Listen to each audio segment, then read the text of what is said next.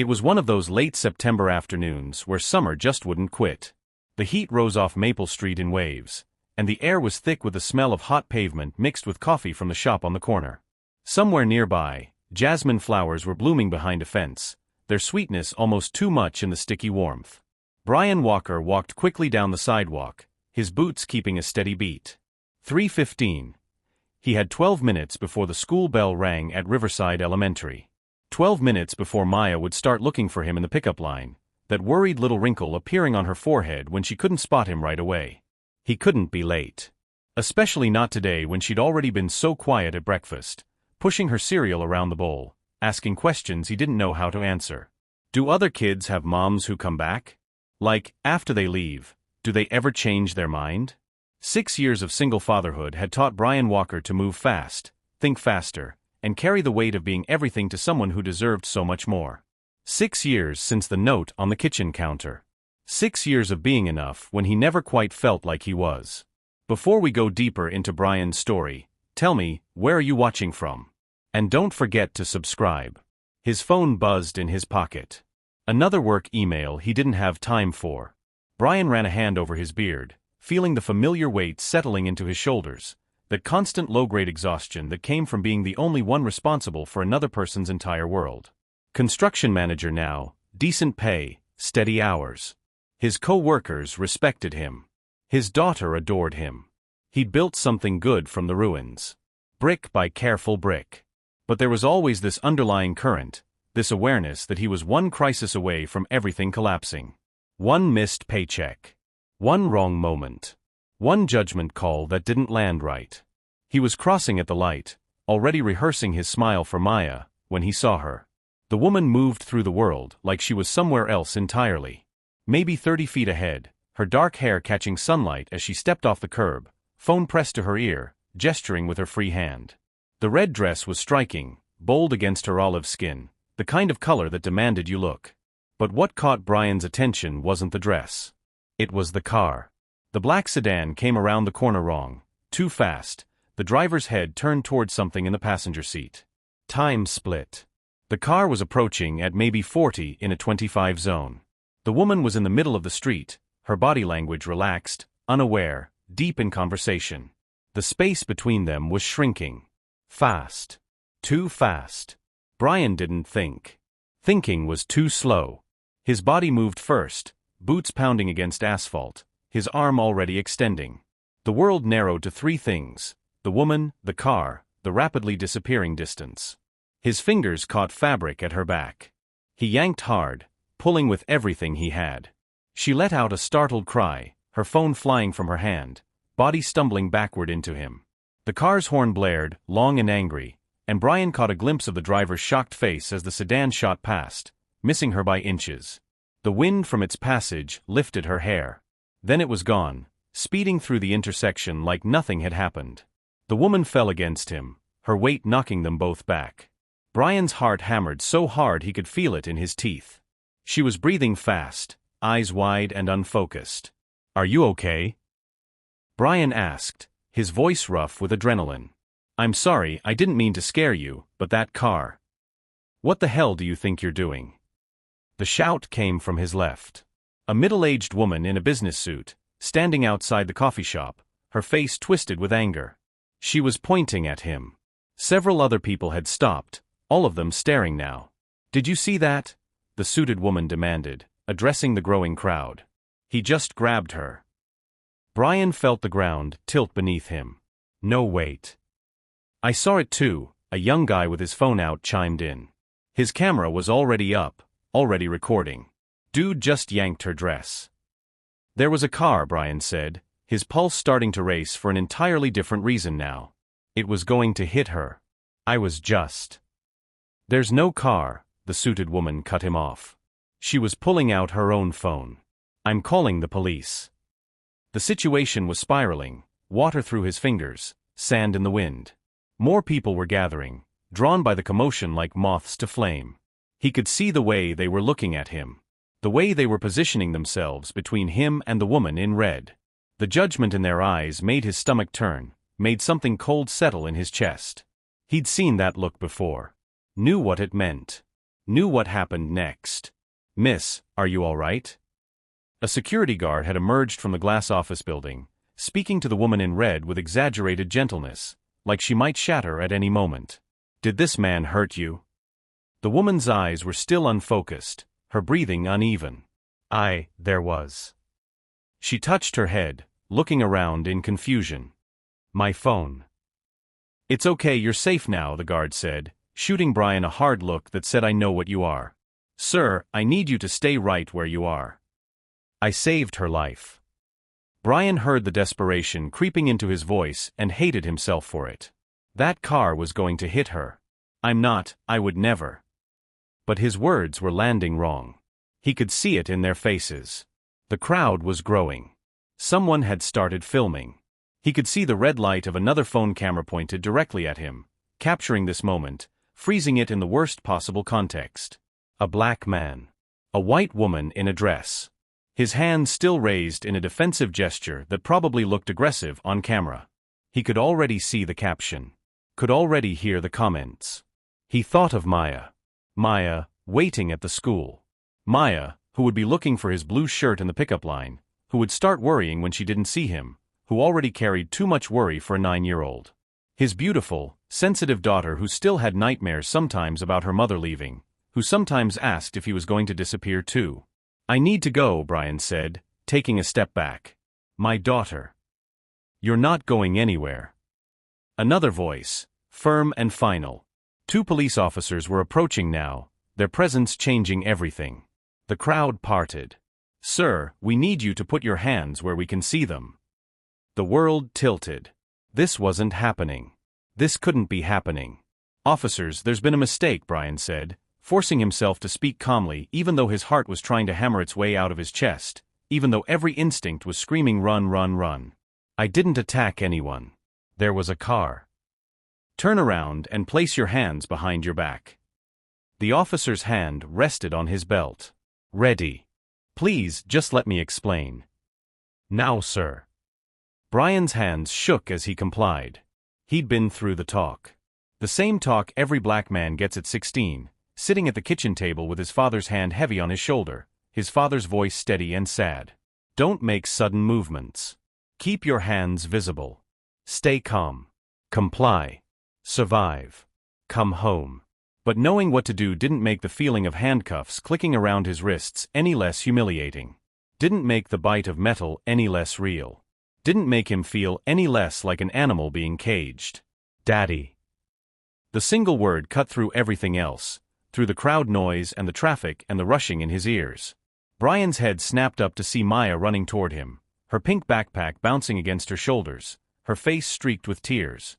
Behind her, Vincent, his best friend and emergency contact, looked horrified.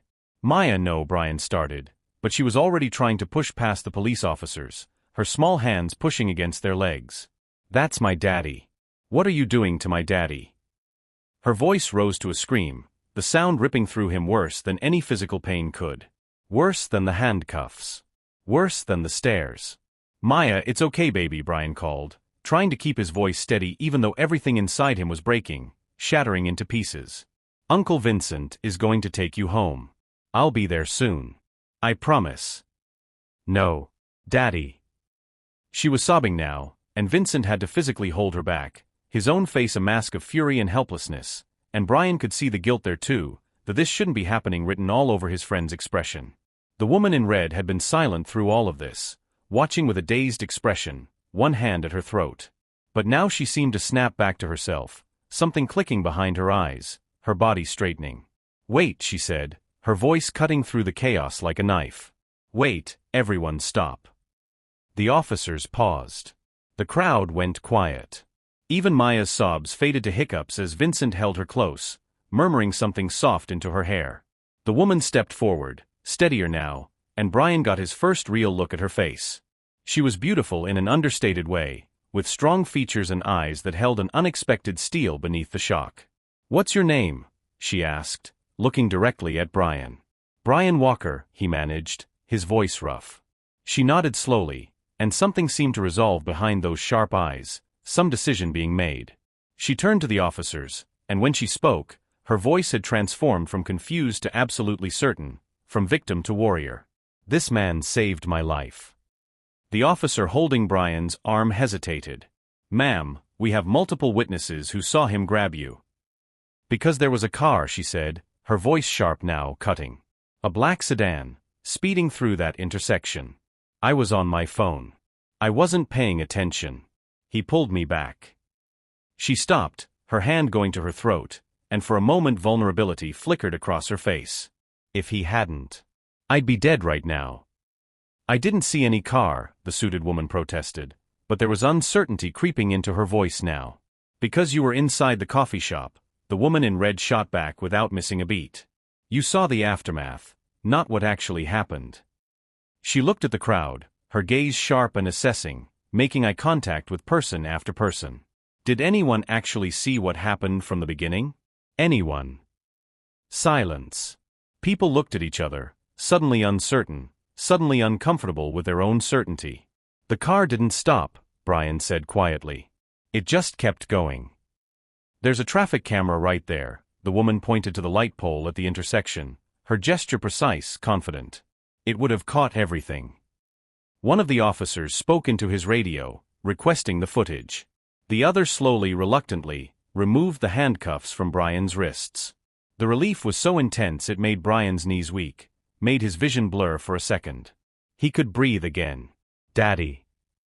Maya broke free from Vincent and crashed into Brian's legs, wrapping her arms around him with desperate strength. He knelt down immediately and pulled her close, burying his face in her hair, breathing in the familiar scent of her strawberry shampoo and childhood and home. "I'm okay, baby girl," he whispered, his voice cracking. "I'm okay." But over Maya's head, Brian met the woman's eyes. She looked shaken but resolute, and there was something in her expression he couldn't quite read. Something more complicated than simple gratitude. Something that looked almost like recognition. "Thank you," she said softly, "for saving me. And I'm so sorry." The young guy who'd been filming lowered his phone, looking uncomfortable now, probably already deleting the footage or maybe posting it anyway, who knew? The suited woman had already disappeared into the crowd, melting away like she'd never been there. One by one, people began to drift away, the entertainment over, the show cancelled, many of them probably already composing their social media posts about what they'd witnessed. "You won't believe what I just saw." Vincent approached, his jaw tight with barely controlled anger. "You good, man?" Brian nodded, but they both knew he wasn't. Not really. He could still feel the phantom weight of those handcuffs, cold metal against his wrists. Could still see the look on Maya's face when she'd seen him restrained by police. That image would haunt him. Would haunt her. The woman in red stepped closer, and Brian noticed she was trembling slightly despite her composed voice, despite the steel in her spine. "I'm Stella," she said. "Stella Larson. And I owe you everything." "You don't owe me anything," Brian said, still holding Maya. Anyone would have done the same." "But they didn't," Stella said quietly, and there was something fierce in her voice now, something that suggested she understood more than she was saying. "You did. And you nearly got arrested for it." She looked at Maya, whose tear-stained face was pressed against Brian's shoulder. "I'm so sorry I scared you, sweetheart." Maya didn't respond, just held tighter to her father like she might never let go. One of the officers approached with a tablet, and after a few minutes of review, he nodded. "The traffic camera confirms your story. Black sedan, running the light at excessive speed. We're putting out a bolo for the vehicle." "So he's free to go?" Vincent asked, his tone making it clear it was more statement than question, more threat than inquiry. "Yes. And Mr. Walker, we apologize for the misunderstanding." The officer's apology sounded practiced, corporate. A line from a training manual. It didn't erase what had happened. Didn't erase the feeling of metal on skin. Didn't erase his daughter's screams. As the police left and the last of the crowd dispersed, Brian found himself alone on the sidewalk with Vincent, Maya, and Stella. The adrenaline was starting to wear off, leaving him feeling hollowed out and shaky, like a building after an earthquake, still standing but fundamentally changed. "I should let you go," Stella said, bending down to retrieve her cracked phone from where it had fallen. The screen was shattered, spiderwebbed across her reflection.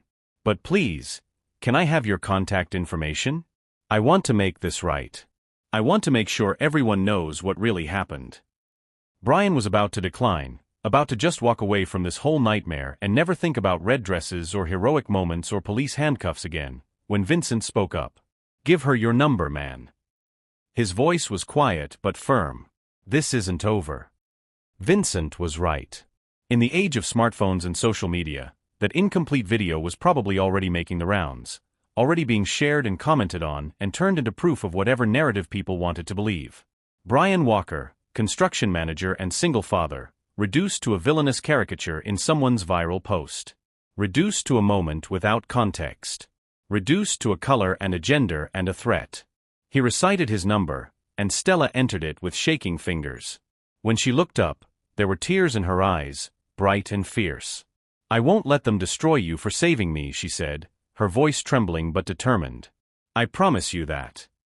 Brian just nodded. He didn't have the energy for anything more. He lifted Maya into his arms, even though she was really too big to be carried anymore, even though his back would hurt later, and started walking. Vincent fell into step beside him, a steady presence in the chaos. This is messed up, Vincent said quietly. So messed up, man. Yeah, Brian agreed, adjusting Maya's weight against his hip, feeling her heartbeat against his chest. Yeah, it is. But as they walked away, Brian couldn't shake the image of Stella standing alone on that sidewalk, her red dress bright against the concrete, her eyes holding a promise he wasn't sure she could keep. He had no idea that this moment, this terrible, chaotic, traumatic moment where he'd almost lost everything, was about to change his entire life. He had no idea that sometimes the worst days are just the beginning of something you never saw coming. Something that would challenge everything he thought he knew about trust and fear and what it means to let someone in when the world keeps pushing you out. The video hit social media within 2 hours. Brian knew because his phone started buzzing while he was trying to make Maya dinner, while she sat at the kitchen table in silence, staring at her untouched macaroni and cheese. Her comfort food. The food she always asked for when the world felt too big and too scary. The first text was from his cousin Thomas. Yo, is this you? Followed by a link that glowed blue and ominous on his screen. Brian's stomach dropped as he clicked it. The video loaded slowly, each second an eternity. And there he was, frozen in the worst possible moment. The angle showed him grabbing Stella's dress, her stumbling backward, his hand on her body. The caption read, Black man attacks woman in broad daylight on Maple Street. Why do we still put up with this? The video had 50,000 views. In 2 hours. 50,000 people who now thought they knew exactly who Brian Walker was. 50,000 judgments rendered without trial, without context, without truth. No, Brian whispered, his hand tightening around the phone. No, no, no. His phone buzzed again. His boss, Robinson. Need to talk ASAP. Call me. Then his sister Noelle. Brian, what the hell is going on? Mom just sent me a video. They kept coming, a flood of notifications, each one another person who'd seen it, another judgment, another piece of his reputation crumbling. Friends, co-workers, people he'd gone to high school with and hadn't talked to in years. Some defending him, most just confused, some already convinced of his guilt because that's what the video showed, wasn't it? Clear as day. Undeniable. A black man attacking a white woman. A story as old as America itself. Daddy. Maya's small voice pulled him back from the edge of panic. She was watching him with those big brown eyes that saw too much, that carried too much understanding for 9 years old. Are you in trouble? No, baby. He set his phone down, forcing a smile that felt like glass cutting his face. Everything's going to be okay. But Maya wasn't a little kid anymore. At 9, she understood when adults were lying to make her feel better. She understood more than he wished she did. She pushed her macaroni around with her fork, the cheese sauce congealing, cooling, untouched. Those police hurt you, she said, not a question, a statement of fact. They didn't hurt me, sweetheart. They made a mistake. But it's all cleared up now. Why did everyone think you were bad? How do you explain systemic bias to a 9-year-old? How do you explain that sometimes people see what they expect to see, what they've been conditioned to see by centuries of propaganda and fear? How do you tell your daughter that the color of your skin makes some people afraid before you even open your mouth? That no matter how good you are, how kind, how careful, There will always be someone who looks at you and sees danger instead of a father, a hero, a human being. Sometimes people get confused, Brian said carefully, choosing his words like he was defusing a bomb. But the truth came out. That lady told everyone I helped her. Remember? The pretty lady in the red dress. Yeah, her. Maya was quiet for a moment, pushing her food around, then asked in a small voice that broke his heart, "Is she going to be my new mom?" Brian choked on nothing, on air, on the sheer unexpected weight of that question. What? No, baby. Why would you think that? Maya shrugged, looking down at her plate, her voice even smaller now. In the movies, when someone saves someone, they fall in love. They get married and live happily ever after. This isn't a movie, sweetie. That lady and I just met today. I don't even know her. But she was pretty, Maya insisted with the stubborn logic of a child who wanted the world to make sense, who wanted fairy tales to be real. And you saved her. That's how it works. That doesn't mean, Maya, I'm not looking for a new mom for you. We're doing fine, just the two of us, right? Maya nodded, but she looked sad in a way that made Brian's heart ache, that made him wonder for the 1,000th time if he was enough, if he could ever be enough, if one parent could fill the space that two were supposed to occupy. His phone rang. Robinson, his boss. The name glowed on the screen like a warning. I need to take this, sweetie. Why don't you go pick out a movie? We'll watch whatever you want.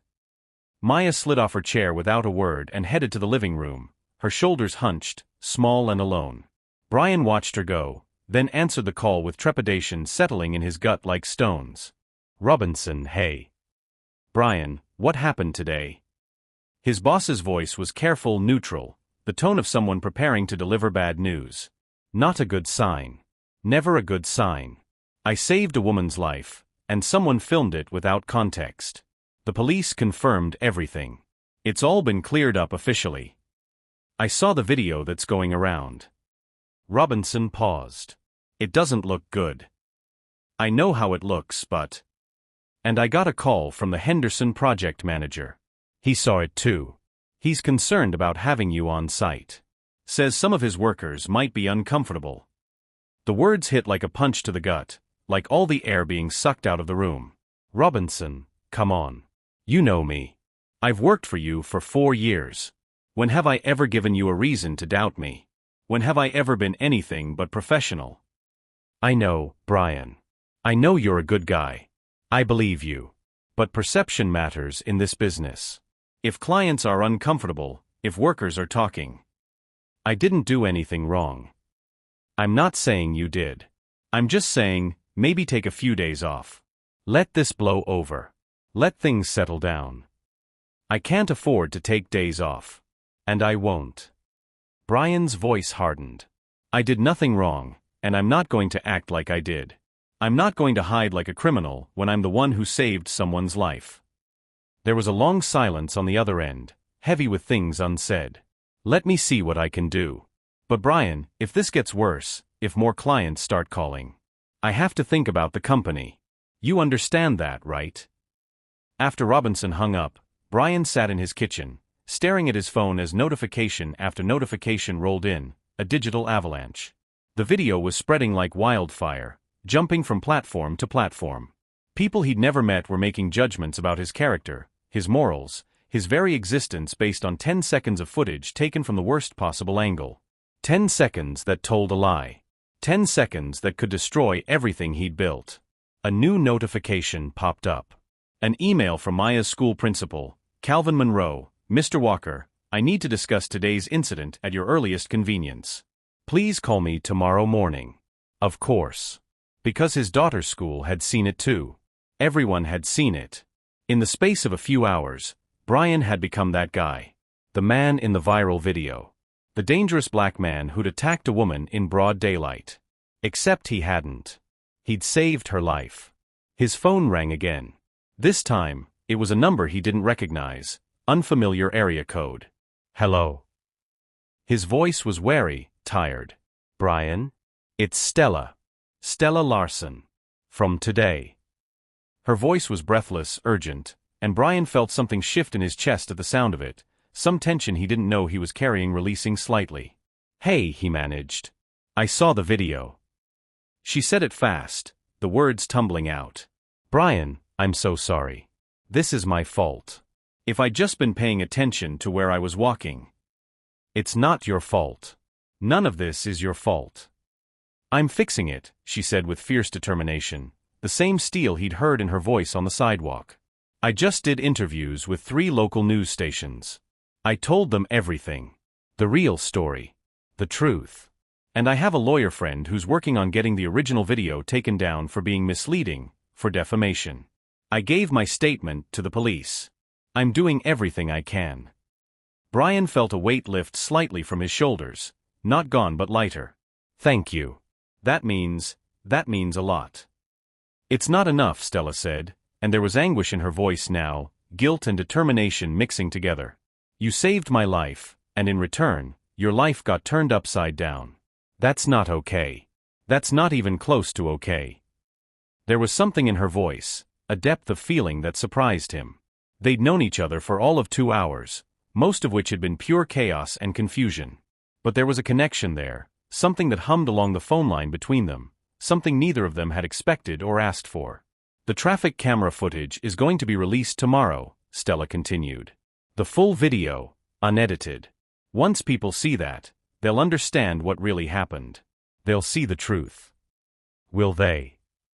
Brian asked, unable to keep the bitterness from his voice, unable to pretend he still believed in justice and truth when the evidence suggested otherwise. People see what they want to see. The truth doesn't always matter when the lie is more convenient.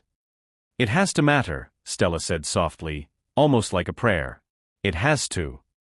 They fell silent for a moment, the phone line crackling softly between them. In the background, Brian could hear Maya's movie starting, the familiar opening notes of one of her Disney favorites, a soundtrack to normalcy that felt impossibly far away. How's your daughter? Stella asked gently. Maya, right? She's scared. Confused. She watched the police put handcuffs on me, and now everyone at her school is probably talking about it. Kids are cruel. They'll ask questions she doesn't know how to answer. God, Brian, I'm so sorry. Stop apologizing. You didn't do anything wrong either. We're both just collateral damage of someone else's recklessness. He paused, then added, or maybe not recklessness. The car that almost hit me, Stella said slowly, and he could hear her thinking, processing.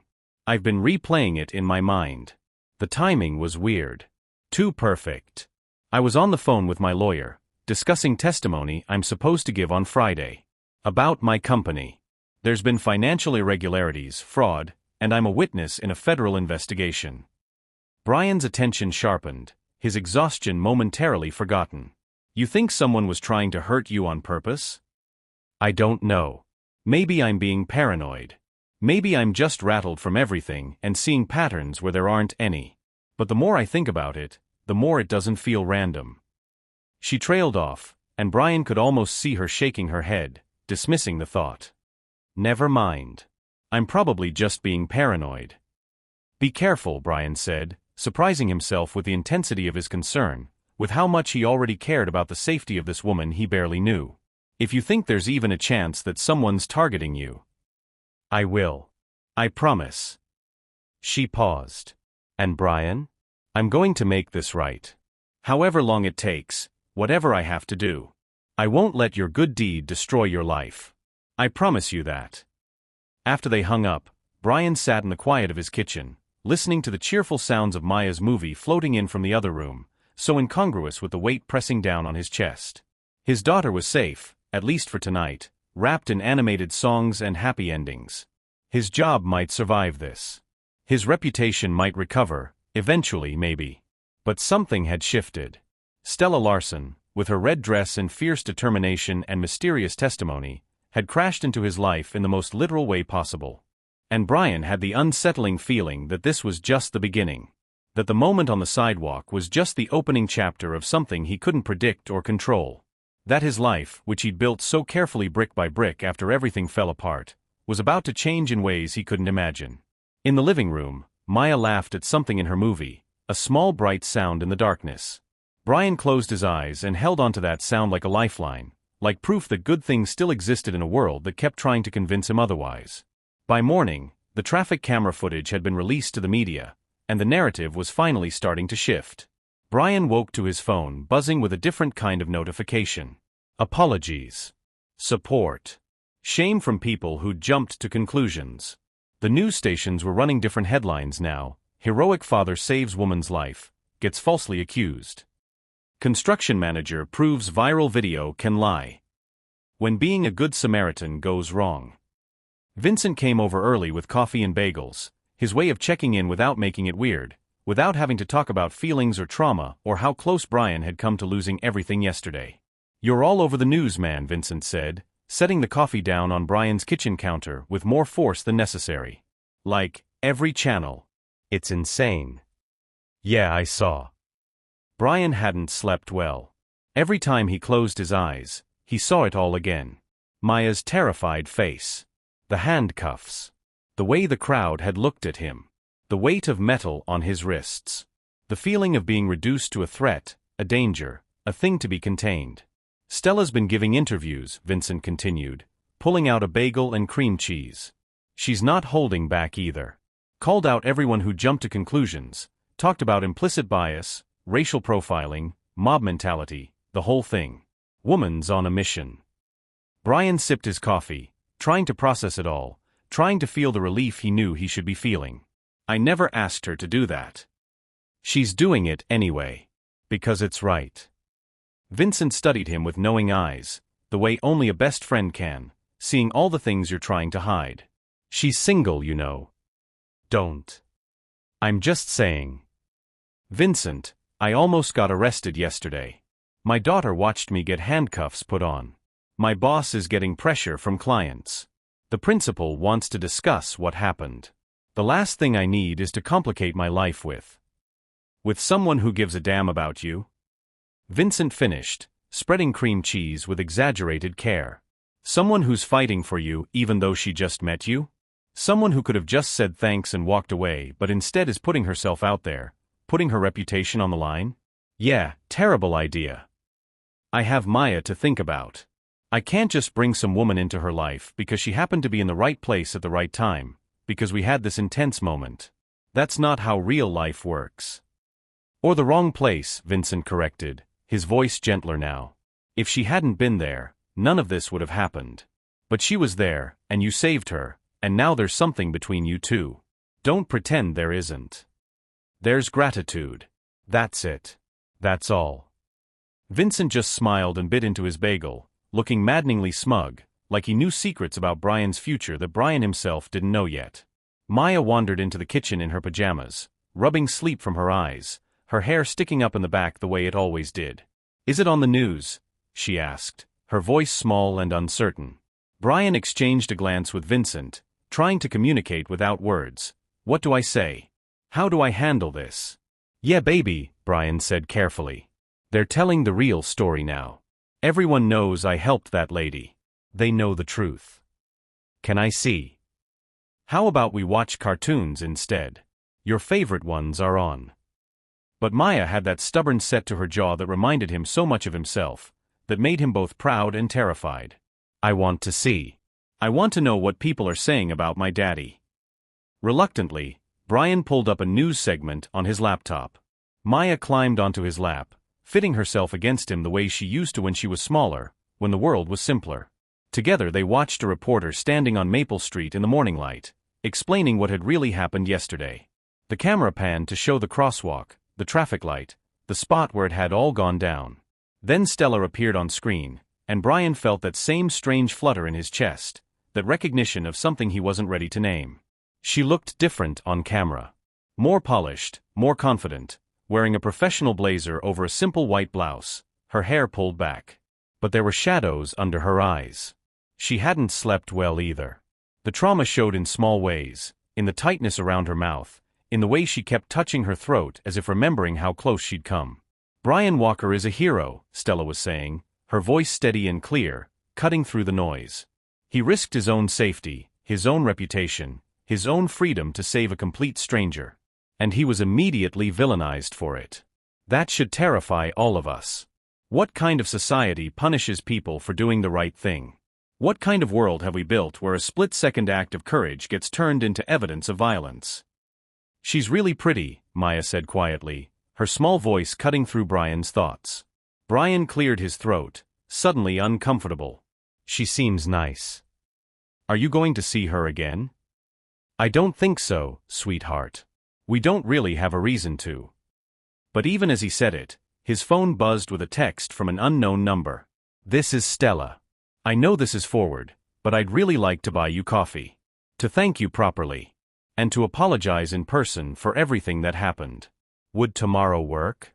Vincent, reading over his shoulder with zero shame, grinned wide. No reason at all, huh? Brian ignored him, his fingers hovering over the keyboard. This was a bad idea. His life was complicated enough without adding a woman he barely knew. A woman who clearly had her own complications if her suspicions about that car were right. A woman who could bring more chaos into the careful, controlled life he'd built for himself and Maya. But there was something about Stella that pulled at him. Maybe it was the way she'd stood up for him when it mattered, when she could have just walked away. Maybe it was the fierce determination in her eyes, the steel beneath the softness. Maybe it was just that it had been a long time since anyone had fought for him the way she was fighting. A long time since he'd mattered to someone outside of Maya and Vincent. Tomorrow works, he typed, his heart beating faster than it should. But you don't need to thank me. I did what anyone would do. Her response came immediately, like she'd been waiting, staring at her phone. That's the problem. You did what almost no one actually does. Tomorrow, 10 a.m.? There's a cafe called The Grind on 5th Street. I'll be there. Vincent was practically bouncing in his chair, looking like he'd just won the lottery. You have a date. It's not a date.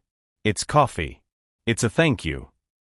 It's a start, Vincent said with a knowing smile that made Brian want to throw something at him. Trust me, man. Something good is about to come from all this chaos. I can feel it in my bones. Brian wanted to tell him he was wrong.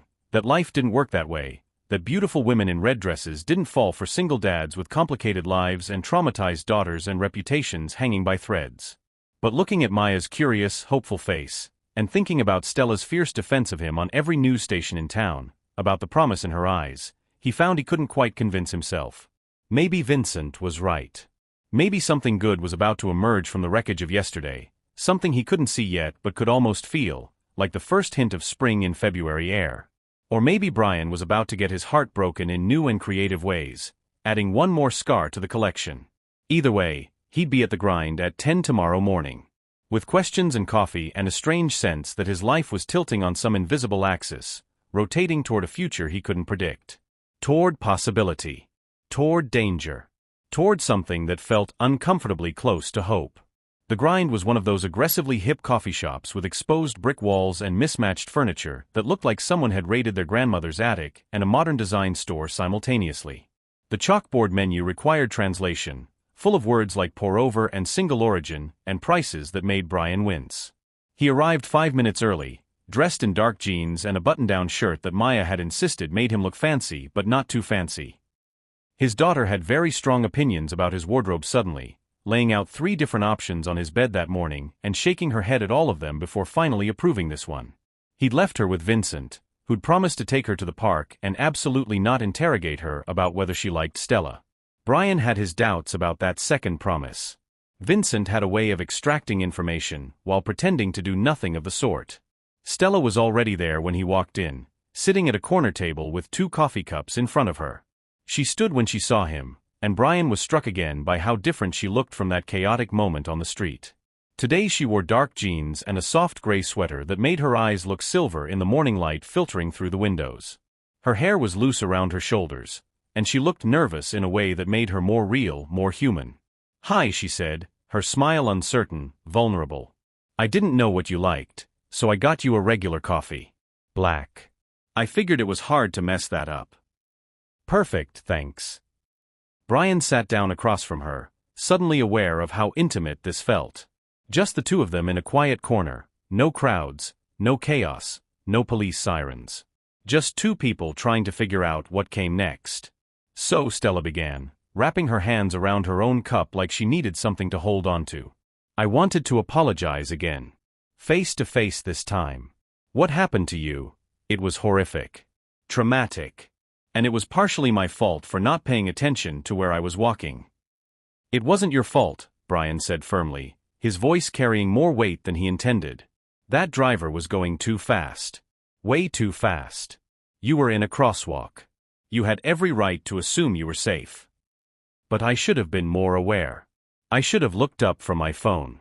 And then everyone just assumed. She stopped, her jaw tightening, anger flickering across her features. I've been thinking about it non-stop.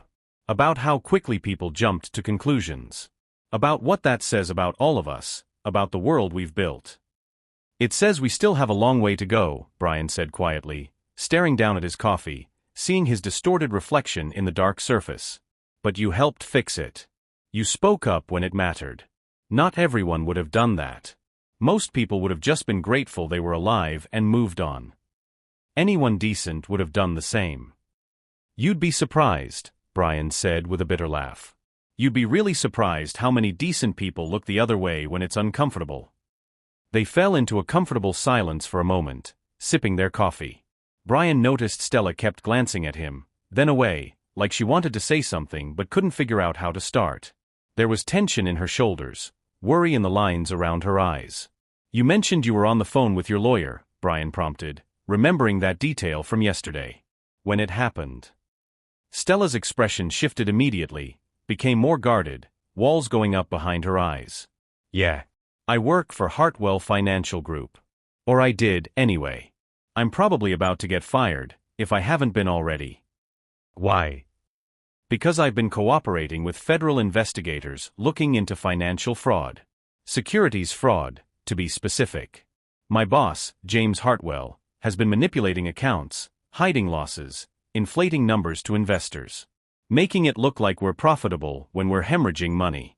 I've been documenting everything for the last 6 months. Every falsified report, every cooked book. My testimony could send him to prison for 20 years. Brian set his coffee down carefully, processing. That's serious. That's really serious. It is. And the timing of that car. Stella leaned forward, her voice dropping to almost a whisper, intimate and urgent. I keep thinking about it. Playing it over and over in my mind.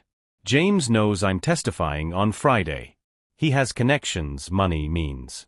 What if it wasn't an accident? What if someone was trying to scare me? Or worse. You think someone tried to kill you? The words sounded absurd even as Brian said them, like something from a movie, not real life. But the fear in Stella's eyes was very real. I think someone wanted to scare me. At minimum. Make me think twice about testifying. Or. She ran a hand through her hair, frustration evident in every line of her body. But I can't prove anything. The car was never found. There are no witnesses who saw the driver clearly.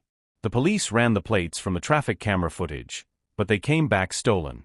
Dead end. And now I sound paranoid, like I'm seeing conspiracies everywhere. You don't sound paranoid, Brian said, his voice firm. You sound like someone who knows she's in danger. Trust your instincts. Stella met his eyes, and something passed between them. Understanding. Connection. A recognition that they were both in over their heads, drowning in different oceans but somehow finding each other in the storm. Have you told the police about your suspicions? Brian asked. They said without evidence, there's nothing they can do. They suggested I be careful, maybe hire private security until after the testimony.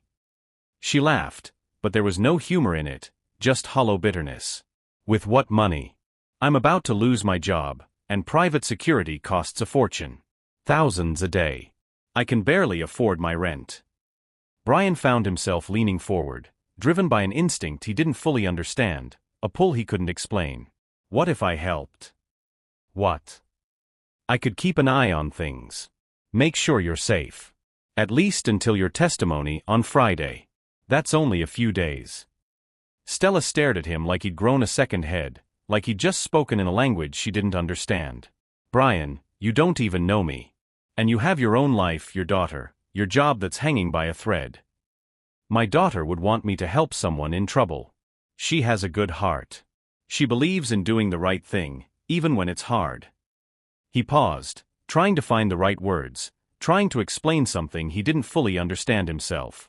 And after what you did for me, standing up to everyone, fighting to clear my name when you could have just walked away. I want to help. If you'll let me. For a long moment, Stella just looked at him, her eyes searching his face for something. Sincerity maybe, or ulterior motives. Then, unexpectedly, her eyes filled with tears that she tried to blink back. Hey, no, I didn't mean to. Brian reached across the table instinctively, and Stella grabbed his hand, holding on like she was drowning. No one's ever just offered to help me before, she said, her voice breaking. Not without wanting something in return. Not without strings attached. Everyone always wants something. I don't want anything, Brian said softly. Except to make sure you stay safe. Why? The question was almost a whisper. Because yesterday, for a few seconds, I saw what the world would be like without you in it. And it was worse. The world was worse. The words surprised him even as he said them, their truth resonating in his chest. Stella squeezed his hand, and Brian became acutely aware of how well her fingers fit against his, how warm her skin was, how the simple touch felt more intimate than anything he'd experienced in years. He'd been alone for so long, focused entirely on being a father, on building a stable life for Maya. He'd forgotten what it felt like to connect with someone this way. To feel seen. To feel like maybe he was more than just a role, more than just a provider and protector. Like maybe he was still a man who could matter to someone. Okay, Stella said finally, wiping at her eyes with her free hand. Okay. But I'm paying you. This isn't charity. I don't want your money. Then what do you want? She asked it seriously, like the answer mattered more than anything. Brian thought about it, really thought about it. What did he want? Dinner, he said finally. After Friday, after your testimony is done and you're safe, you buy me dinner. That's the payment. Stella laughed, a real laugh this time, bright and surprised. That's it? That's your price for being my bodyguard? I'm not a bodyguard. I'm just a guy who knows how to keep his eyes open. And yeah, that's it. One dinner. Nothing fancy. Just two people sharing a meal. You drive a hard bargain, Brian Walker. I've been told I'm ruthless. They smiled at each other across the table, still holding hands, and Brian felt something shift in his chest. Something old and rusted creaking back to life. Hope, maybe. Or possibility. Or just the simple acknowledgement that he was lonely, had been lonely for years, and here was someone who seemed to see him for who he actually was. So what's the plan? Stella asked, releasing his hand reluctantly and sitting back. How does this work? You tell me your schedule. Where you need to be when. I'll make sure someone's around. Me or Vincent when I can't be there. We keep watch, make sure nobody tries anything. What about Maya? Your job. I'll figure it out. I always do. Brian pulled out his phone. First thing, give me a list of anyone who might want to hurt you. Anyone connected to this case. Anyone at your company who's been acting strange. Stella nodded, pulling out her own phone. As she started typing, Brian watched her, taking in the determination in her jaw, the intelligence in her eyes, the way she bit her lower lip when she was concentrating. She was beautiful, but it was more than that. She was fierce. Strong. Brave enough to stand up to corruption even when it put her life in danger. There's James Hartwell, obviously, Stella said, still typing. He's the CEO. Then there's Marcus Webb, the CFO. He's the one who actually cooked the books. James gave the orders, but Marcus executed them. There's also Sarah Chun, VP of Operations. She knew what was happening and didn't report it. And she hesitated. And my ex-boyfriend, Derek. Derek Morrison. He works for the company too. We broke up 6 months ago, right around the time I started gathering evidence. He wasn't happy about it. Said I was being disloyal, that I was throwing away my career for nothing. Brian felt an unexpected surge of protectiveness, sharp and fierce. Has he threatened you? Not explicitly. But he knows where I live. He has keys to my apartment that he never returned. And last week, I found my apartment door unlocked when I came home. I know I locked it that morning. I always lock it. You need to change your locks. Today. I can't afford. I'll do it. I'm a construction manager, remember? Changing locks is basic. I'll come by this afternoon with Vincent. We'll get it done. Stella looked like she might cry again. You don't have to do all this. Yeah, Brian said softly. I do. They spent the next hour going over details: Stella's schedule for the week, the route she took to work, the security at the courthouse where she'd be testifying. Brian took notes, asked questions, his mind already working through logistics and potential vulnerabilities. This wasn't so different from managing a construction site, really. Identifying risks, planning for contingencies, making sure everyone stayed safe. When they finally left the cafe, stepping out into the bright morning, Stella turned to him. Thank you, she said. For believing me. For not thinking I'm crazy. You're not crazy. You're smart enough to know when you're in danger. He paused. And Stella? We're going to keep you safe. I promise you that. She smiled, and it transformed her whole face, made her look younger, less burdened. I believe you. As Brian walked back to his car, he called Vincent. How'd it go? Vincent asked immediately. I need you to do me a favor. Can you watch Maya this afternoon? I need to change some locks. At Stella's place. Vincent's voice was smug. Sure, man. Whatever you need. But you know what this means, right? What? You're in it now. Whatever this is, you're all the way in. Brian looked back at the cafe, where Stella was still visible through the window, talking on her phone, probably already dealing with work drama and threats and the weight of what she was about to do. Yeah, Brian said quietly. I guess I am. He didn't know yet that by choosing to protect Stella, he was stepping into something far more dangerous than either of them imagined. He didn't know that the forces arrayed against them were more powerful, more ruthless than a simple corporate cover-up. He didn't know that the next few days would test him in ways he'd never been tested before. All he knew was that for the first time in 6 years, he felt something other than just duty and exhaustion. He felt alive. He felt needed in a way that went beyond being Maya's father. He felt like maybe, just maybe, something good could come from the chaos of that moment on Maple Street. And for now, on this bright morning with possibility hanging in the air, that was enough.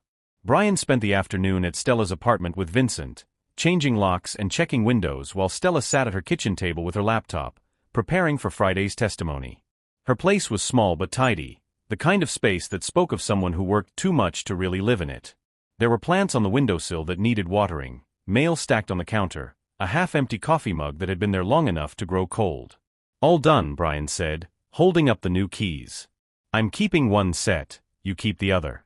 Don't give copies to anyone. Not friends, not family, not your ex. No one. Got it. Stella took the keys, their fingers brushing in the exchange. What do I owe you for the locks? Nothing. Consider it part of the service. Vincent, who'd been suspiciously quiet while checking the windows, suddenly spoke up. Brian's daughter wants to know if you like pizza. What? Brian shot his friend a look that promised retribution later. Maya asked me what your favorite food was, Vincent continued innocently. She's planning the menu for when you come over for dinner. I didn't say, Brian started. But Stella was smiling now, that soft, genuine smile that made something in Brian's chest tighten. I love pizza.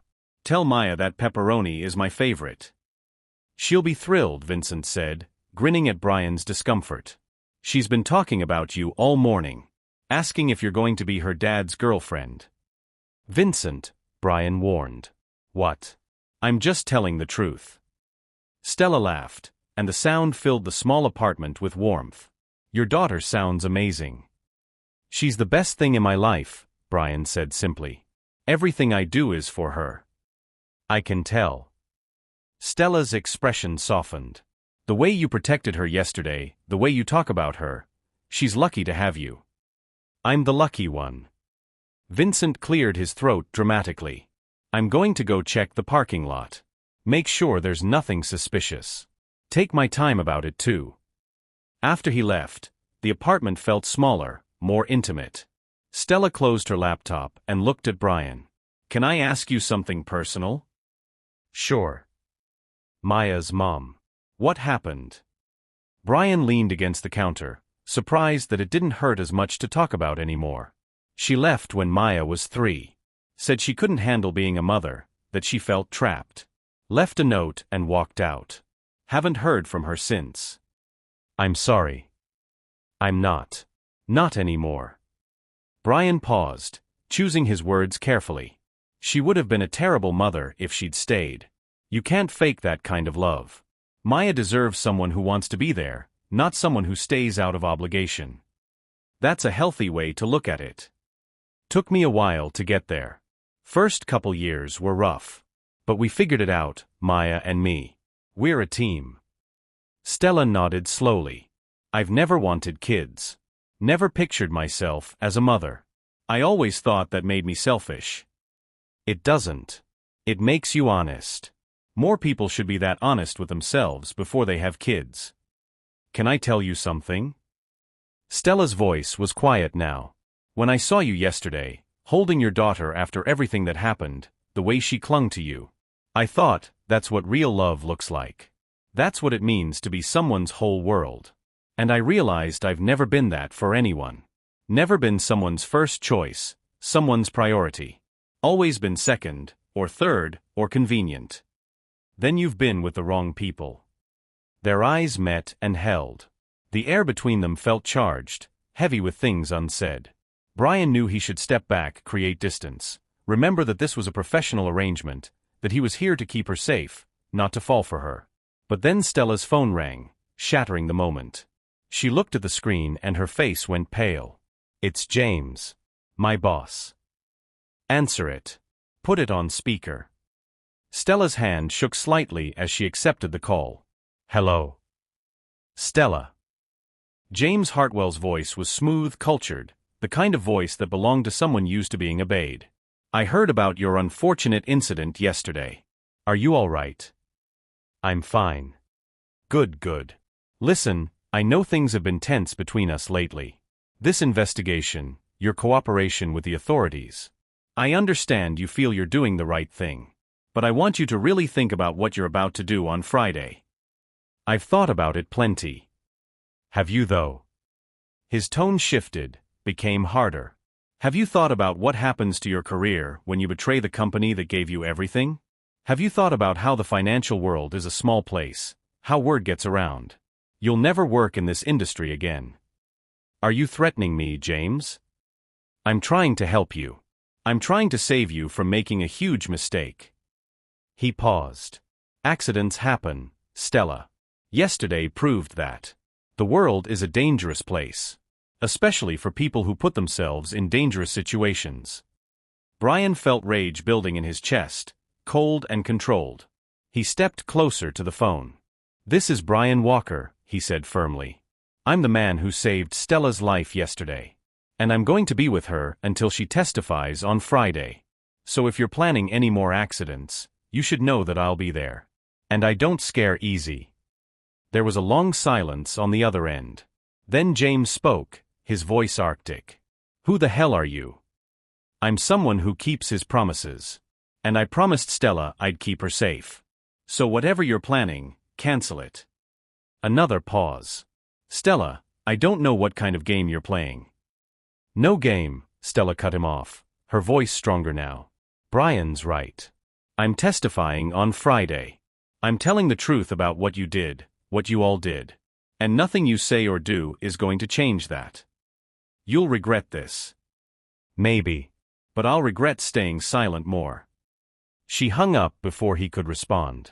Her hand was shaking so badly she almost dropped the phone. Brian took it from her gently and set it on the counter.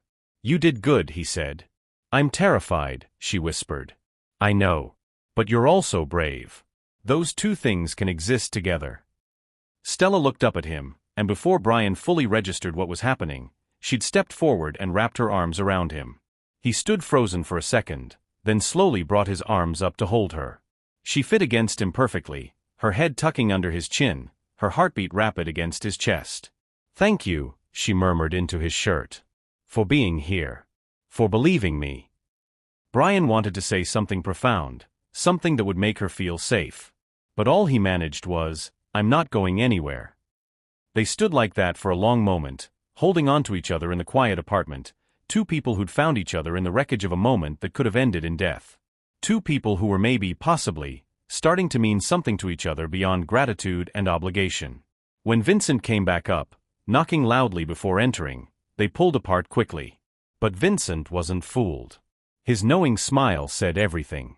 "All clear outside," Vincent reported. "But I did see a black sedan parked down the street. Could be nothing, could be something."